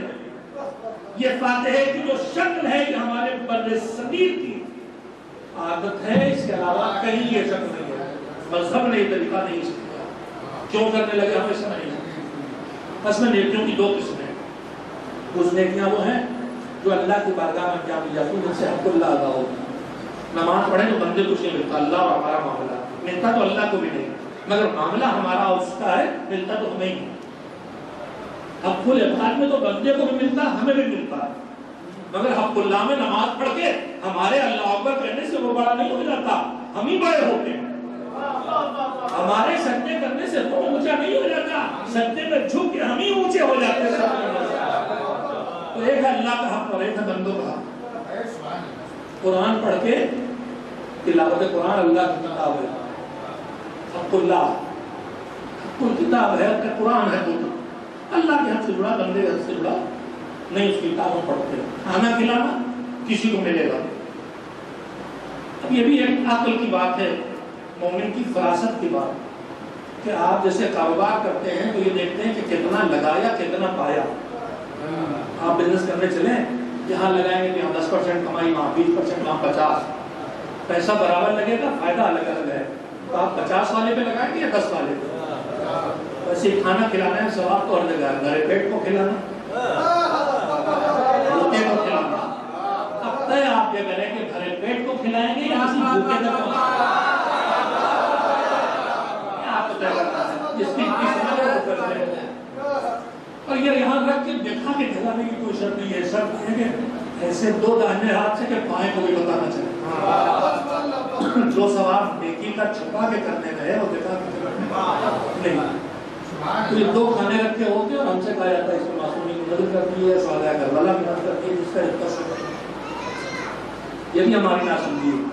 جب مالک نے گنجائش دے دی کہ تم کوئی بھی نیکی کرو تو کسی ایک سے باندھنے کی ضرورت نہیں، جتنوں میں چاہو اس کا ثواب پہنچا دو، ہم کسی کو کم نہیں کریں گے، کسی سے کاٹ نہیں دیں گے، مگر بس وہ یہ والی تو یہی بات کے جائے، کسی ہماری خود میں تیار نظر معصومی کرنی ہے یا فاتحہ کرنی ہے، نام الگ الگ کام ایک ہی جیسا. نظر معصومی میں بھی کھڑے ہوئے کھانے کے سامنے سورے ہم دونوں سے سورے پڑے، فاتحہ بھی ہم نے یہی کیا. نام تو بدلا، احترام. اس میں فاتحہ کا لفظ اس کام کا نام نہیں ہے، فاتحہ نام ہے سورہ حمد کا، فاتحۃ الکتاب. اب چونکہ عیسیٰ علیہ السلام کے ساتھ خاص طریقے سے ہمارے بزرگوں نے شروع کیا تو اس میں سورہ حمد کی تلاوت ضرور ہوتی ہے، اس لیے اس کو فاتحہ کہتے ہیں. یہ جو نظر معصومی کہتے ہیں، یہ بھی جو فقہ کی کتابوں میں نظر رکھی ہے وہ یہ نہیں ہے. فقہ کی کتابوں میں سنیں یہ دین کی جانکاریاں ہیں جو نئی نسل پہ لازم ہے کہ سیکھیں تاکہ انہیں دین دشوار نہ لگے. نظر فقہ میں کہتے ہیں اس کو کہ اللہ سے انسان وعدہ کرے کہ میرا یہ کام کر دے پروردگار تو میں یہ کام خیر کروں گا. کسی چھوٹے سے چھوٹے کام کی بھی نظر کر سکتا ہے اور بڑے سے بڑے. مالک مجلس کا وعدہ پہنچنے میں دیر ہو رہی، ٹریفک بہت ہے، جام لگا ہے، کھل جائے وقت پہ پہنچ جاؤ، ایک تسبیح پڑھو. یہ ہے نظر. مالک میرا 2 اسائنمنٹ ہے، زندگی کی امید نہیں ہے، لاکھوں روپے خرچ ہو رہا ہے، پھر بھی امید نہیں. مالک میرا دوست بچ جائے گا، میں 10 لاکھ روپے غریبوں تک پہنچاؤں. یہ بھی نظر ہے. تو نظر ہے اللہ کے سے اپنے اوپر کچھ واجب کر لینا. اس کے لیے عربی میں لفظ ہے للہ علیہ، اللہ کے لیے میرے اوپر واجب ہے کہ میں یہ کام کروں، صلوات پڑھوں، سبحان اللہ کہوں. واجب نہیں تو استاد ہے بھائی.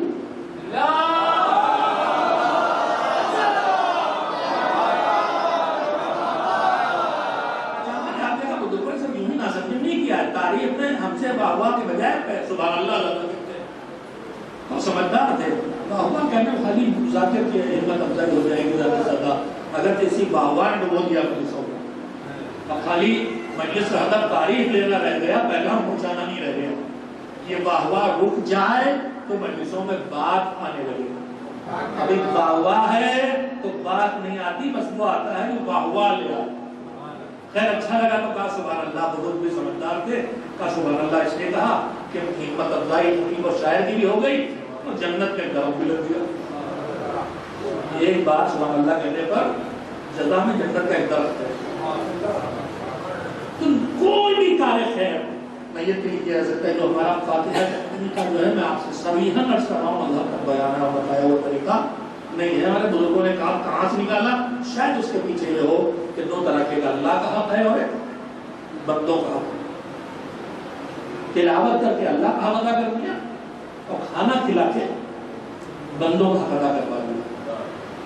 شاید یہ مجموعہ اس لیے بنایا ہے سکھانے کے لیے کہ یاد رکھنا میت کی طرف سے اللہ کا حق بھی ادا ہوتا رہے، بندوں کا حق بھی ادا ہوتا رہے. اب اس میں جو نظر ہے وہ ہماری تہذیب ہے کہ اپنے لیے کچھ کرے اس سے پہلے معصوم جنت ہو جائے. نظر اس کو کہتے ہیں للہ علیہ، کہہ کے اپنے کو واجب کر لینا. پھر یہ نظر کیوں کہلاتی ہے؟ یہ دراصل اردو کا لفظ ہے، عربی والا نہیں. ہمارے ہاں نظر اور نیاز کا لفظ احترام میں بولا جاتا ہے. درباری زبان تھی کسی حد تک کہ آپ کی خدمت میں نظر کر رہے ہیں. ابھی شعرا کہتے ہیں نہیں، یہ شعر آپ کی خدمت میں نظر ہے. احترام سے پیش کرنا یہ ہے نظر اردو میں. یہ جو ہم کہتے ہیں نظر معصوم، یہ اصل اردو میں ہے کہ کسی کام کو ہم معصوم کی خدمت میں ہدیہ دینا چاہتے ہیں کہ احترام کے ساتھ کریں. اس کے لیے لفظ تلاش کیا گیا. ورنہ نظر شرعی صرف وہ ہے ہاں آدمی اپنے اوپر کوئی کام اللہ کو کے لیے واجب کر لو. میں نہیں کہنا کہ آپ یہ سب کرنا چھوڑ دیں. میں یہ سمجھانا چاہتا ہوں کہ یہ مذہب نے معین نہیں کیا ہے کہ نہ کر پائیں تو پریشان ہو. متوجہ رہیں مسائل کی طرف. چلیے ہم دفاتر کے لیے کھڑے ہوئے تو پیچھے سے آواز آتی جیسے آپ میں الاٹمنٹ ہے نا ویسے ہی.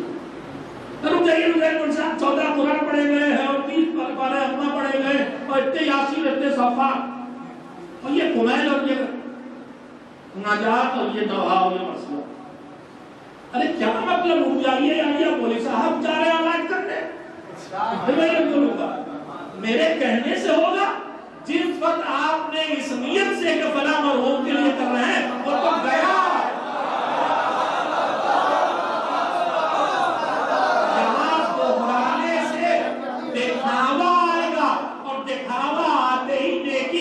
ویلو ڈاؤن ہو جاتی ہے. لہذا نسلیں چھوڑو، جو کرو اللہ کے لیے کرو، ادھر پہنچتا چلا جائے گا، ادھر کسی کو خبر بھی نہیں ہوگی، کوالٹی میں مینٹین رہے گی. ایک سلام دے دیں.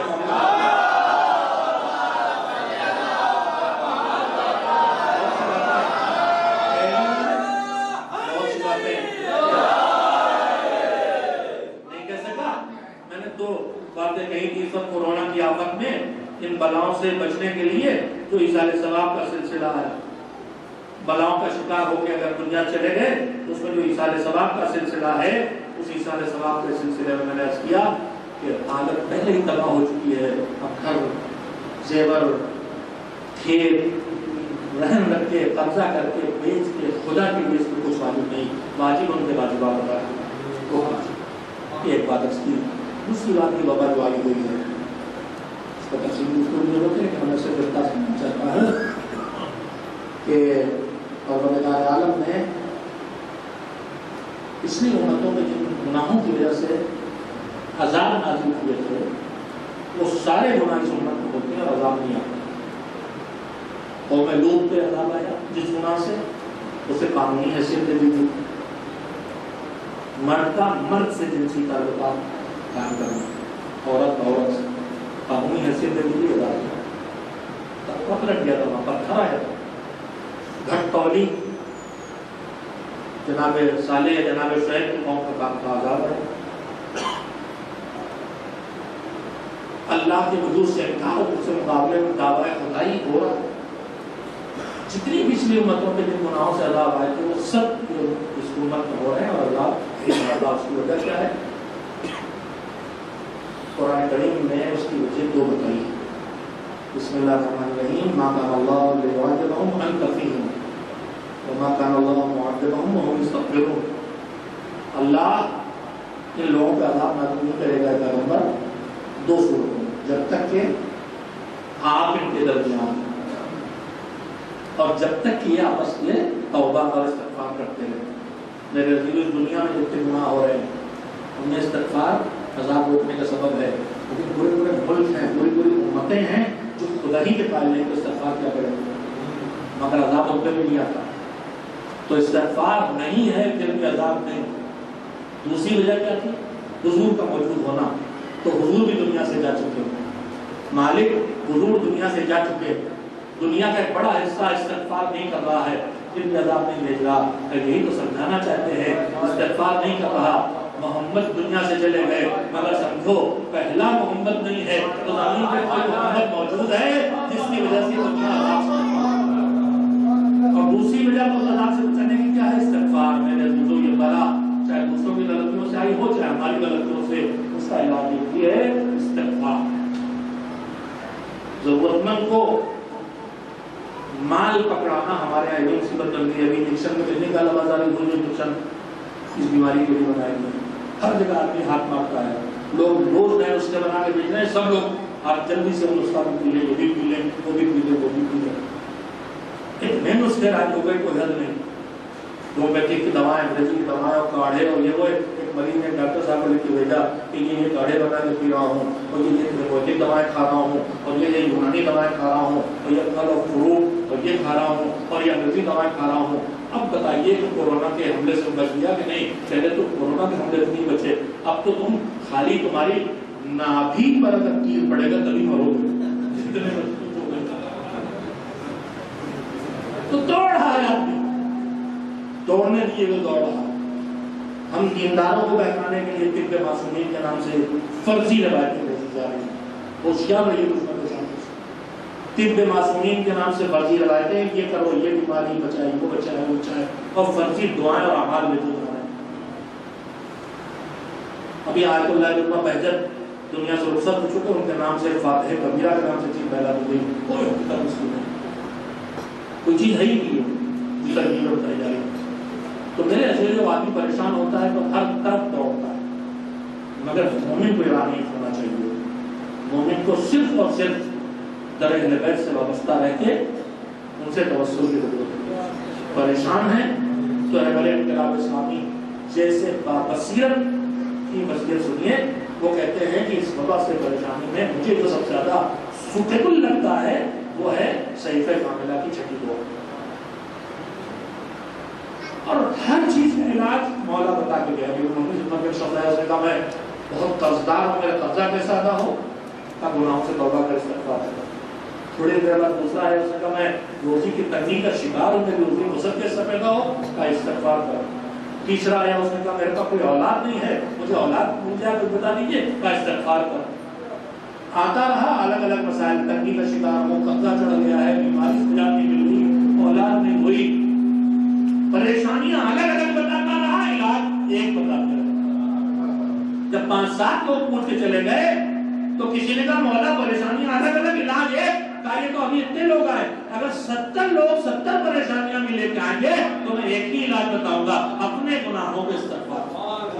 میرے عزیزو, اس وقت پورے معاشرے پہ جو وبا آئی ہے, اس میں ہم ذاتی طور پر استغفار کریں اور دوسروں کے گناہوں کی بھی مغفرت کی دعا کریں. یہ بہترین علاج ہے جو مولا نے ہمیں عطا کیا ہے. ایک صلوات دیتے ہیں محمد.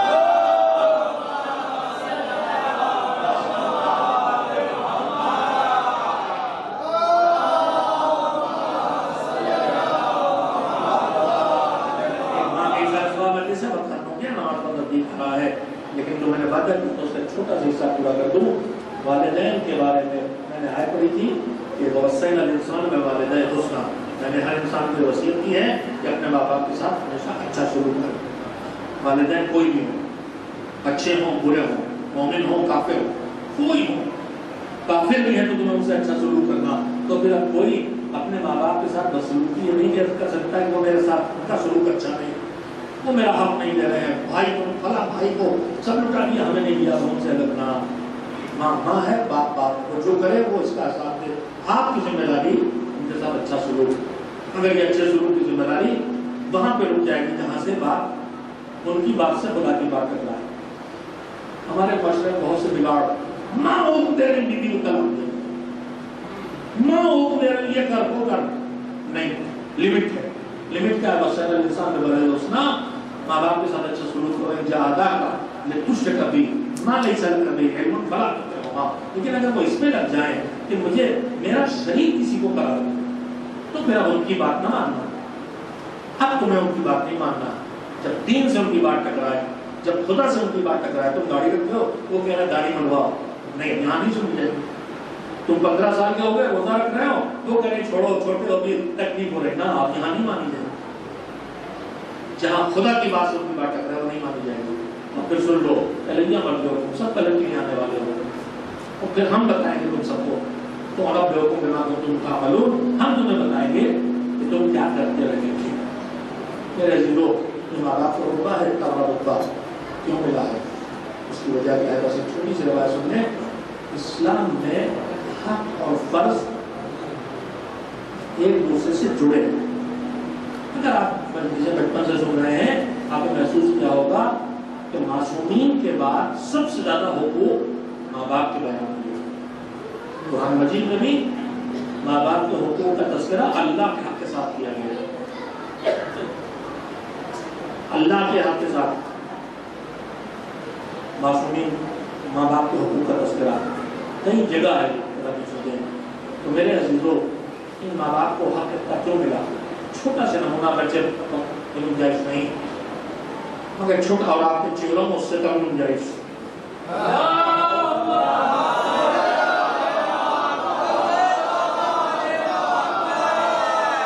12 گھڑی میں نہیں بجے ہیں, مگر چہروں میں گھس گئے ہیں. اب پتہ نہیں دن کے 12 ہیں کہ رات کے 12 ہیں. بلال ایک سلامات لیتے ہیں.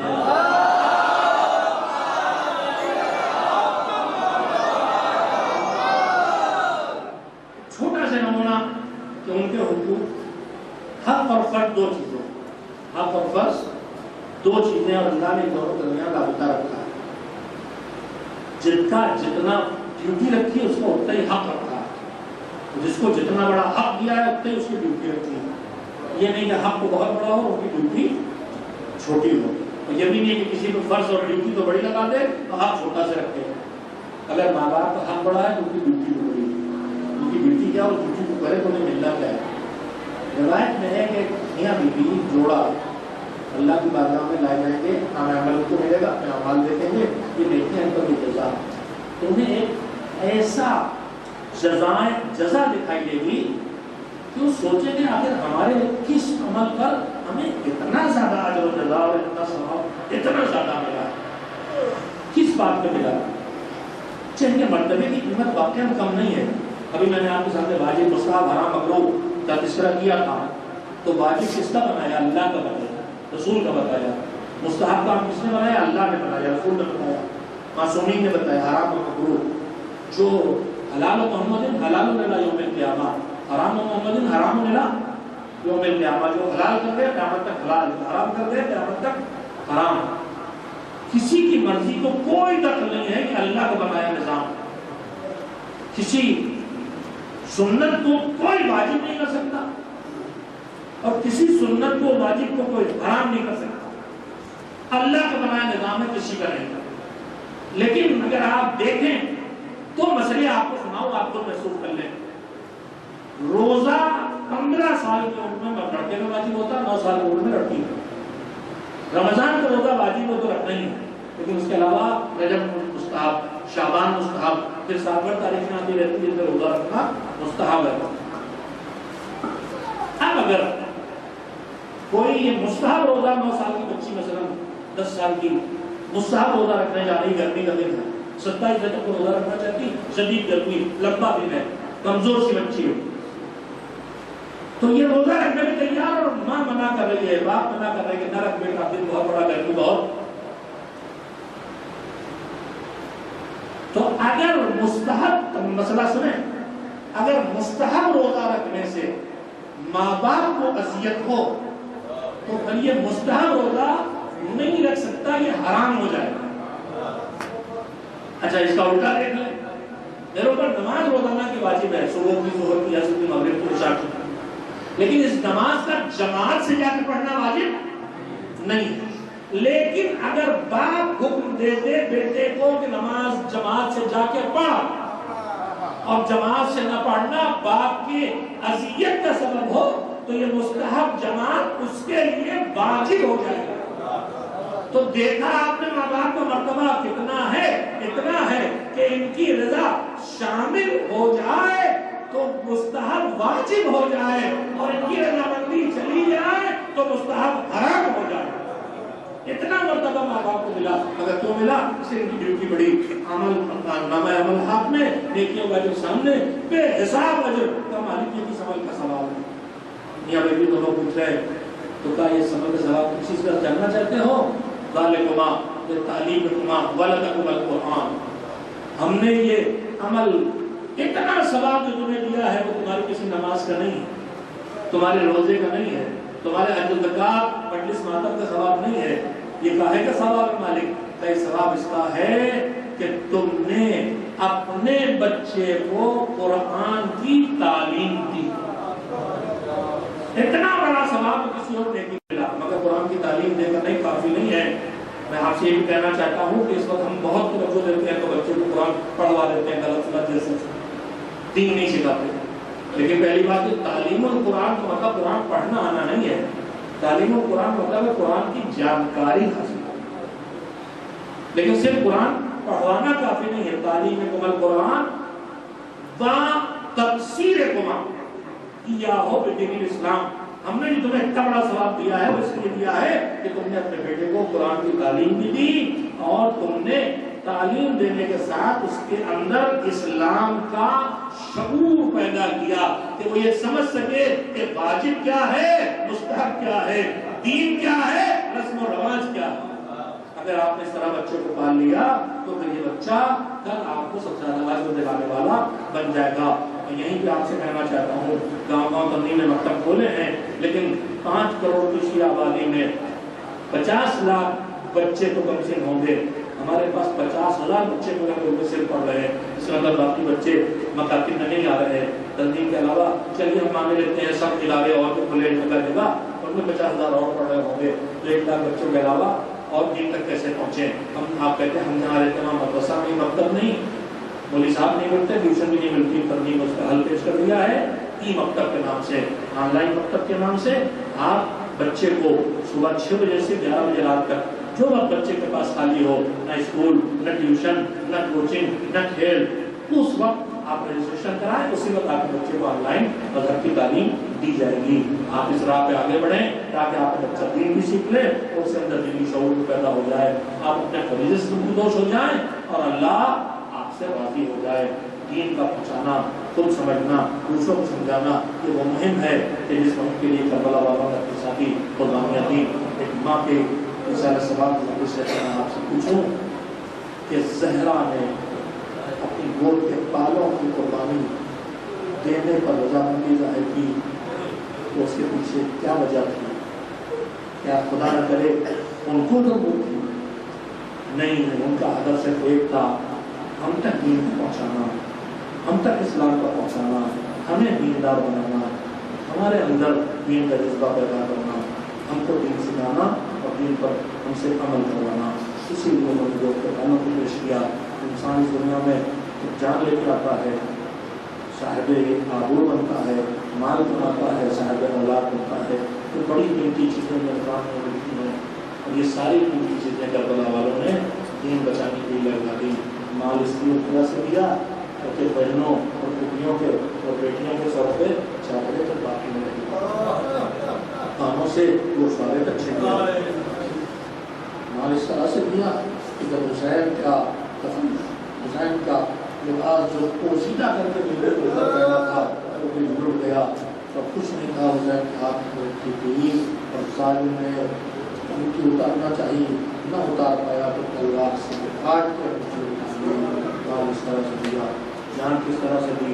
सूखे गले को खंजर चल रहा था, तब भी लोगों पर जिक्र होता था। औलाद की कुर्बानी किस तरह से दी? औलाद की कुर्बानी इस तरह से दी कि जो खुद जाने लायक थे उन्हें मैदान में भेजा सजा के, जो जाने लायक न थे उन्हें गोद पे लेके पहुँचा दिया कुर्बानी। मगर इन सबसे बड़ी कुर्बानी दीन के लिए औलाद कुर्बान करना आसान, जान देना आसान, माल लुटा देना आसान, मगर अपने वक़ार की कुर्बानी देना और लंबे सर ज़ालिमों के दरमियान निकलना सबसे दुश्वार मरहला था। और उस दुश्वार मरहले को भी इन्होंने अंजाम दिया ताकि दीन को बचा लिया जाए। ज़हरा इस कुर्बानी के लिए तैयार थी। कैसे तैयार थी? इस तरह से तैयार थी कि मेरा घर लुट जाए मगर मेरा बाबा कुर्बानी देने के लिए तैयार नहीं थी, मगर दिल तो माता थी। लिहाजा जब हुसैन अपनी मादर गिरानी का मुस्तदाद को सन्नाटे में रोशन करके चले, मदीने से काफिला छोड़ा, तो ज़ाहिरी तौर पर हुसैन का काफिला नहीं था, मगर एक काफिला और इस काफिले के साथ है। उस काफिले में ज़बान चुसाने वाले नाना भी है, चक्की पीस के पालने वाली माँ भी है, उंगली पकड़ के जिहाद सिखाने वाला बाबा भी है, जिस भैया के बदल से तीर खींचना पड़े थे, जिसके गले के टुकड़े तस्वीर देखना पड़े थे, वो भाई भी है। हुसैन के काफिले के साथ छोटा काफिला 2 मुहर्रम को करबला पहुँचे, खेमे लगे, बारात से फूल लगे। थोड़ी देर बाद फिजा आई इमाम की खिदमत में, चलिए आपकी बहन आपको याद कर रही। इमाम पहुँचे, फिजा ने कहा, फिजा ने बुलाया, इमाम की जगह तक पहुँच गए। क्यों बुलाया बहन? भैया घर में यहाँ से उखाड़ के कहीं और चलो। अब क्या बात है? कहीं सुखने बियाबान में मेरा बड़ा दिल घबरा रहा है।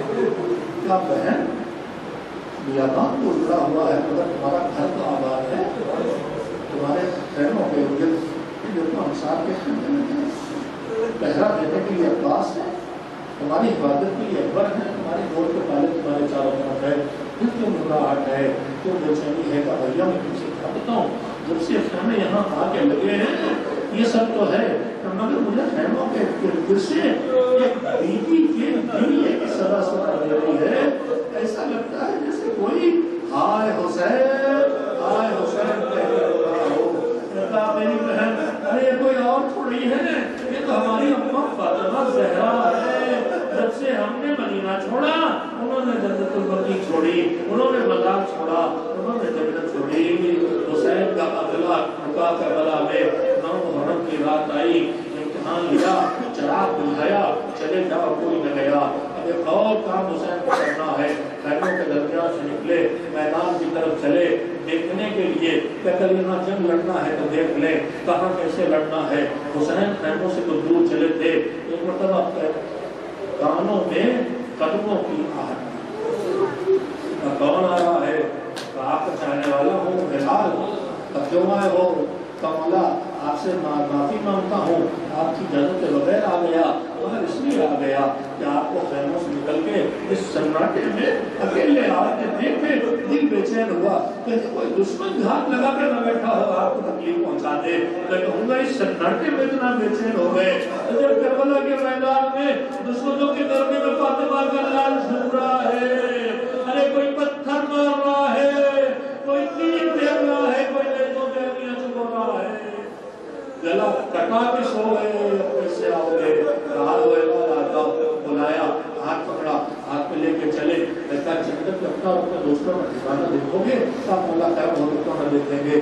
اشارہ کیا، جنت سامنے آ گئی، کہا یہ تمہارا ٹھکانہ، یہ حبیب کی منزل، یہ مسلم کی منزل، یہ حسین دکھلا رہے تھے، دکھلاتے دکھلاتے ایک مرتبہ لے کے آگے بڑھے اور اس کے بعد فرمائے بتاؤ آپ تمہیں ایک منظر اور دکھائیں، تم نے جنت دیکھ لی، اب آؤ دیکھو، یہ دیکھو، یہ وہ جگہ ہے جہاں میرے اکبر کے کلیجے میں بخشی لگے گی، یہ وہ جگہ ہے جہاں میرے اکبر کے گلے میں تیر لگے گا، یہ وہ جگہ ہے جہاں میرے عباس کے بازو پٹیں گے، یہ وہ جگہ ہے کہ جہاں تمہارے حسین کے سوکھے گلے میں خنجر چلے گا۔ ایک مرتبہ حسین رکے، ارے میں تمہیں بتا رہا ہوں، تم بے چین سے ہو، کیا بات ہوئی؟ کہا مولا آپ بہتر سمجھتے ہیں، ارے میرے کانوں میں ایک آواز آپ کی اور ایک آواز کسی ٹی وی کی آ رہی ہے، ایسا لگتا ہے کوئی بی بی رو رہی ہو اور حسین کہہ رہے ہو۔ کیا تم نے پہچانا؟ تم نے سنا؟ تمہیں شرف ملا؟ یہ ہماری اماں فاطمہ زہرا ہے، ماں آ گئی قربانی دینے، سوکھے گلے میں خنجر چلے گا، پہلو سے ماں کی آواز آئی تھی، ولدی ولدی دمہو ومن شرب الماء منعو، مارا تھا مار ڈالتے، گلا کاٹا تھا کاٹ دیتے، مگر کم سے کم وقت زبا پانی تو دے ماں کے سامنے پیاسے حسین السلام الذین ظلموا ایما قلبی یقون علی لعنت اللہ علی الظالمین۔ الہی بحق الزہرا ابیہا وبالہا وبنیہا، پروردگار محمد و آل محمد علیہ السلام کا واسطہ ہماری اس بات کو قبول فرما، پروردگار محمد و آل محمد کے تذکروں کے فیل میں ہمارے دلوں میں جتنی پیدا ہوئی ہے ہمیں توبہ اور استغفار کی توفیق عنایت فرما، مالک ہم سے جو گناہ ہوئے انہیں بخش دے، پروردگار کی وبا جن گناہوں کی وجہ سے بھی آئی ہے معبود ہم گناہوں میں شامل نہ بھی ہوں تب بھی ہم ان کو چھپ رہے ہیں، یہ خود بہت بڑا جرم ہے معبود، ہمیں حق کے موقع پر بولنے کی باطل پر ساکت رہنے کی بزدلی سے ہمیں اس سے نجات دے دے۔ جو دنیا سے چلے گئے ان کی رحمت پر رحمت نازل فرما، جو اچانک ہماری نگاہ میں جوانوں کی موتیں ہو گئی، جن گھروں میں ننھے ننھے بچے ہیں معبود انہیں بے سہارا نہ ہونے دے، ان کے لیے اس معاشرے میں ولی اور سرپرست تلاش کر دے، پروردگار جو ضرورت مند ہے ان تک ہمیں پہنچا دے، ہمیں ان ضرورت مندوں کی ضرورتوں کو پورا کرنے کے لیے توفیق بھی دے، وسائل بھی عطا کر دے۔ پروردگار ہم سب کے دلوں میں ایک دوسرے کے لیے درد دیتا ہے، جب ہم ایک دوسرے کی فکر کریں گے تو ہمیں اپنے رحمتوں سے نواز دے گا۔ مالک جو دین کے بچانے والے، دین کی محافظ سے غیبت میں ہیں، چاہے وہ رہبر انقلاب اسلامی ہوں، چاہے کوئی غیرت اسلامی ہوں، چاہے ان کے ساتھ جانے والے مجاہدین ہوں، مالک ان سب کی حفاظت کرنا، اپنے آلیات کی حفاظت کرنا، جو مسلم جہاں جہاں ہے ظالموں کو نیست و نابود کر دے۔ نائجیریا کا ظالم نابود تھا، وہاں آپ اچھے کو لے آ جو ظلم کے سلسلے کو روک دے، یمن کے مظلومین کی حفاظت فرما، فلسطین اور اس کے ارد کے مظلومین کی حفاظت فرما، اسرائیل کو نیست و نابود فرما دے۔ پروردگار محمد و آل محمد کے خادموں کی حفاظت فرما، انہیں دو لوگوں کو صحت میں فرما، زمانے کے مولا میں ان سے نازل فرما، سب کو تناسبوں میں شامل ہونے کے لائق بنا دے۔ ان باسور ہم ان باسور واقع روما سیدہ افسری بیگم بنت امام علی کی روح دیا، اگرچہ ہمیں نام لینا ضروری نہیں، مالک ہماری نیتیں جانتا ہے۔ بسم اللہ۔